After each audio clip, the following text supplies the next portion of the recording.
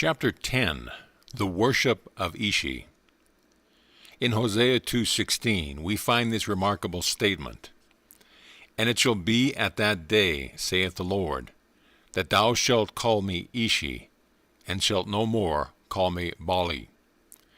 And with this we may couple the statement in Isaiah, "Thou shalt be called Hephzibah, and thy land Beulah, for the Lord delighteth in thee, and thy land shall be married." In both these passages we find a change in name, and since a name stands for something which corresponds to it, and in truth only amounts to a succinct description, the fact indicated in these texts is a change of condition answering to the change of name. Now the change from Baali to Ishi indicates an important alteration in the relation between the divine being and the worshipper. But since the divine being cannot change, the altered relation must result from a change in the standpoint of the worshipper. And this can only come from a new mode of looking at the divine, that is, from a new order of thought regarding it. Baali means Lord, and Ishi means husband.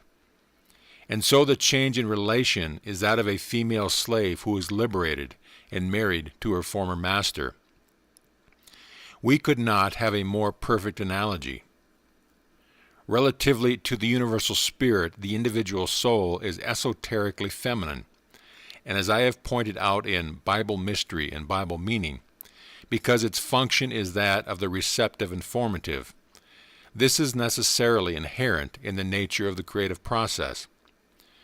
But the individual's development as a specializing medium of the universal spirit will depend entirely upon his own conception of his relation to it. So long as he only regards it as an arbitrary power, a sort of slave owner, he will find himself in a position of a slave driven by an inscrutable force. He knows not whither or for what purpose. He may worship such a god, but his worship is only the worship of fear and ignorance, and there is no personal interest in the matter except to escape some dreaded punishment. Such a worshipper would gladly escape from his divinity, and his worship, when analyzed, will be found to be little else than disguised hatred. And this is the natural result of a worship based upon unexplained traditions instead of intelligible principles, and is the very opposite of that worship in spirit and in truth which Jesus speaks of as the true worship. But when the light begins to break in upon us, all this becomes changed. We see that a system of terrorism cannot give expression to the divine spirit, and we realize the truth of St. Paul's words, "He hath not given us the spirit of fear, but of power and of love and of sound mind." As the true nature of the relation between the individual mind and the universal mind becomes clear, we find it to be one of mutual action and reaction, a perfect reciprocity which cannot be better symbolized than by the relation between an affectionate husband and wife. Everything is done from love and nothing from compulsion. There is perfect confidence on both sides, and both are equally indispensable to each other. It is simply the carrying out of the fundamental maxim that the universal cannot act on the plane of the particular, except through the particular. Only this philosophical axiom develops into a warm, living intercourse. Now this is the position of the soul, which is indicated by the name Hephzibah. In common with all other words derived from the Semitic root haz, it implies the idea of guarding. Just as in the East a hazif is one who guards the letter of the Quran by having the whole book by heart, and in many similar expressions, Hephzibah may therefore be translated as a guarded one, thus recalling the New Testament description of those who are guarded into salvation. It is precisely this conception of being guarded by a superior power that distinguishes the worship of Ishi from that of Baali. A special relation has been established between the divine spirit and the individual soul, one of absolute confidence and personal intercourse. This does not require any departure from the general law of the universe, but is due to that specializing of the law through the presentation of special conditions personal to the individual, of which I have spoken before. But all the time there has been no change in the universal spirit. The only change has been in the mental attitude of that individual. He has come into a new thought, a clearer perception of God. He has faced the question, what is God? Where is God? How does God work? And he has found the answer in the apostolic statement that God is over all, through all, and in all. And he realizes that God is the root of his own being, ever present in him, ever working through him, and universally present around him. This realization of the true relation between the originating spirit and the individual mind is what is esoterically spoken of as the mystical marriage in which the two have ceased to be separate and have become one. As a matter of fact, they always were one, but since we can apprehend things only from the standpoint of our own consciousness, it is our recognition of the fact that makes it a practical reality for ourselves. But an intelligent recognition will never make a confusion of the two parts of which the whole consists, and will never lead the individual to suppose that he is handling a blind force or that a blind force is handling him. He will neither dethrone God nor lose himself by absorption into deity, but he will recognize the reciprocity of the divine and the human as the natural and logical outcome of the essential conditions of the creative process. And what is the whole which is thus created? It is our conscious personality. And therefore whatever we draw from the universal spirit acquires in us the quality of personality. It is that process of differentiation of the universal into the particular of which I have so often spoken, which by a rude analogy we may compare to the differentiation of the universal electric fluid into specific sorts of power by its passage through suitable apparatus. It is for this reason that relatively to ourselves the universal spirit must necessarily assume a personal aspect, and that the aspect which it will assume will be in exact correspondence with our own conception of it. This is in accordance with mental and spiritual laws inherent in our own being, and it is on this account that the Bible seeks to build up our conception of God on such lines as will set us free from all fear and evil, and thus leave us at liberty to use the creative power of our thought affirmatively from the standpoint of a calm and untroubled mind. This standpoint can only be reached by passing beyond the range of the happenings of the moment, and this can only be done by the discovery of our immediate relation to the undifferentiated source of all good. I lay stress on these words, immediate and undifferentiated, because in them is contained the secret of the whole position. If we could not draw immediately from the universal spirit, our receiving would be subject to the limitations of the channel through which it reaches us. And if the force which we receive were not undifferentiated in itself, it could not take appropriate form in our minds and become to each of us just what we require it to be. It is this power of the human soul to differentiate limitlessly from the infinite that we are apt to overlook. But as we come to realize that the soul is itself a reflection and an image of the infinite spirit, and a clear recognition of the cosmic creative process shows that it cannot be anything else, we find that it must possess this power, and that in fact that our possession of this power, which is the whole raison d'etre of the creative process. If the human soul did not possess an unlimited power of differentiation from the infinite, then the infinite would not be reflected in it, and consequently the infinite spirit would find no outlet for its conscious recognition of itself as the life, love, and beauty which it is. We can never too deeply ponder the old esoteric definition of spirit as the power which knows itself. The secret of all things, past, present, and future, is contained in these few words. The self-recognition or self-contemplation of spirit is the primary movement out of which all creation proceeds, and the attainment in the individual of a fresh center for self-recognition is what the spirit gains in the process. This gain accruing to the spirit is what is referred to in the parables, where the Lord is represented as receiving increase from his servants. When the individual perceives this relation between himself and infinite spirit, he finds that he has been raised from a position of slavery to one of reciprocity. The spirit cannot do without him any more than he can do without the spirit. The two are as necessary to each other as two poles of an electric battery.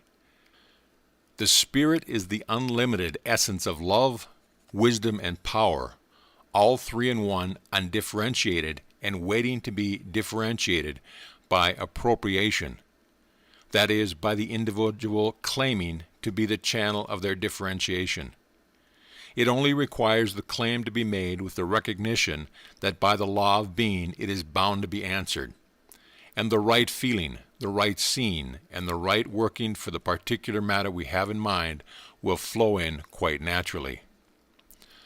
Our old enemies, doubt and fear, may seek to bring us back under bondage to Bali, but our new standpoint for the recognition of the all-originating Spirit as being absolutely unified with ourselves must always be kept resolutely in mind. For short of this, we are not working on the creative level. We are creating indeed, for we can never divert ourselves of our creative power. But we are creating in the image of the old limiting and destructive conditions, and this is merely perpetuating the cosmic law of averages, which is just what the individual has to rise superior to.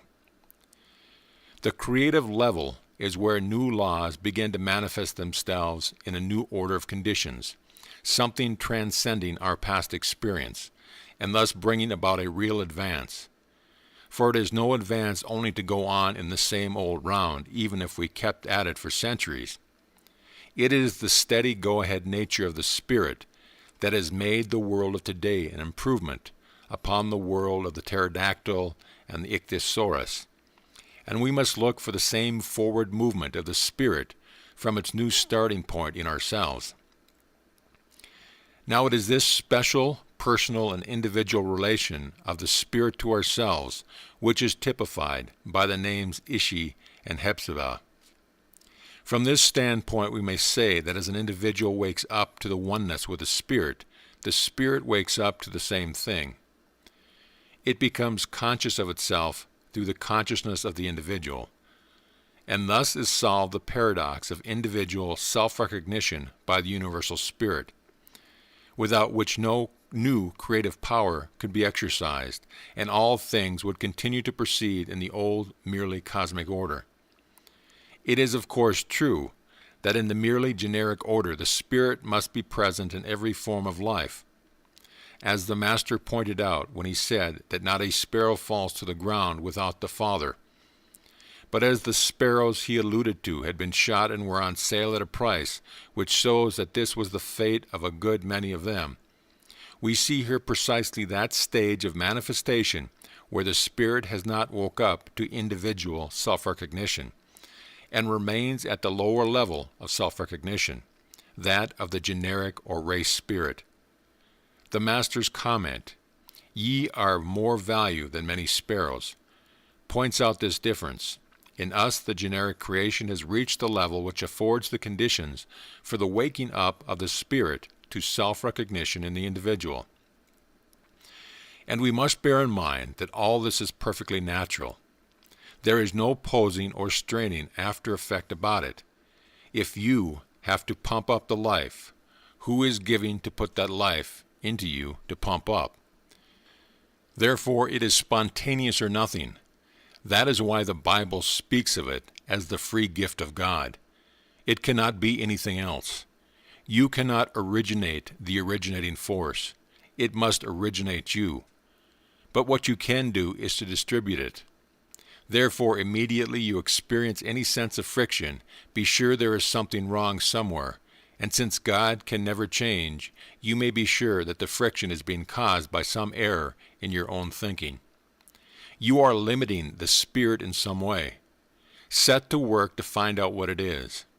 It is always limiting the Spirit that does this. You are tying it down to conditions somewhere, saying it is bound by reason or some existing forms. The remedy is to go back to the original starting point of the cosmic creation and ask, where were the pre-existing forms that dictated to the Spirit then? Then, because the Spirit never changes, it is still the same, and is just as independent of existing conditions now as it was in the beginning. And so we must pass over all existing conditions, however apparently adverse, and go straight to the Spirit as the originator of new forms and new conditions. This is real new thought, for it does not trouble about the old things, but is going straight ahead from where we are now. When we do this, just trusting the Spirit and not laying down the particular details of its actions, just telling it what we want without dictating how we are to get it, we shall find that things will open out more and more clearly day by day, both on the inner and the outer plane. Remember that the Spirit is alive and working here and now. For if ever the Spirit is to get from the past into the future, it must be by passing through the present. Therefore, what you have to do is to acquire the habit of living direct from the Spirit here and now. You will soon find that this is a matter of personal intercourse, perfectly natural and not requiring any abnormal conditions for its production.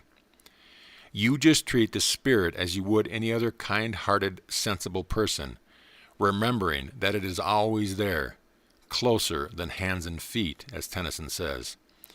And you will gradually begin to appreciate its reciprocity as a very practical fact indeed. This is the relation of Hepzibah to Ishi, and is that worship in spirit and in truth which needs neither the temple in Jerusalem nor yet in Samaria for its acceptance. For the whole world is the temple of the Spirit, and you yourself its sanctuary. Bear this in mind, and remember that nothing is too great or too small, too interior or too external, for the Spirit's recognition and operation. For the Spirit is itself both the life and the substance of all things, and it is also self-recognition from the standpoint of your own individuality. And therefore, because the self-recognition of Spirit is the life of the creative process, you will, by simply trusting the Spirit to work according to its own nature, pass more and more completely into that new order which proceeds from the thought of Him who says, "Behold, I make all things new." End of chapter.